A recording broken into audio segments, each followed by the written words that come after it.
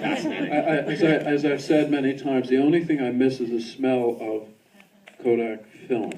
We would open the films in the cans in the editing room, and there was this wonderful, strange chemical smell that you associate with movies. But I said, but you could get an air freshener, Kodak East stock, and that would be fine. That's all you need. That's the only thing I miss. That's great. So we'll just let's segue now to sort of set up the film for the audience here tonight. So it's a big scandal when it came out in 1975, denounced in media here in Canada. It, of course, concerns a man-made parasite that takes over an apartment complex, turning the residents into sort of a version of a sex-crazed zombie. Dealt with all sorts of incredible body panic issues. It was kind of, in many ways, it kind of ended the sexual revolution movie. For today, what does Shivers have to say to audience today? Now it's out of its time. It's almost 40 years ago. What would you actually point the audience towards while they're watching it? Gee, I don't know. I mean, I'm tempted to just tell one little story. Please do. Which is, I went to a film festival in Germany, in a town called Hof. It was right near the border with East Germany then. It was before the wall fell. And the film was shown, and a guy stood up at the back, very German. He said, "How dare you show this film? You have obviously stolen everything from the movie Alien."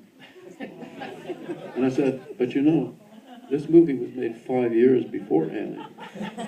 "Ah," he said, "now we know who the thief is." And I must say that Dan O'Bannon, who was the co-writer of Alien, had seen this movie. And you will see some certain things that Alien is famous for, but they were in this movie first.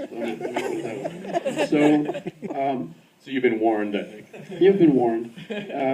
It's how this, you know, there are a lot of movies. I must say this, for a movie that cost $185,000 and was made, you know, obscurely in Canada, it's had a big influence, particularly on the horror genre, and it was the beginning of what people call body horror. I never thought of it that way, and still don't think of it that way. I like bodies. I'm really very fond of them. But they also called you the Baron of Blood, which I don't think you refer to yourself as anymore. So. I have to confess that I gave myself that I made myself the Baron of Blood. It was a time when John Carpenter and John Landis and we were, you know, Mick Garris, we were all making horror films, George Romero.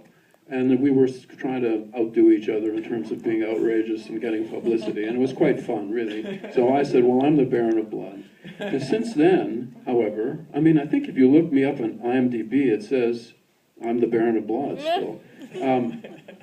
The other thing was that they said that I was the king of venereal horror. And I said, well, okay, it's a small kingdom, but it's mine.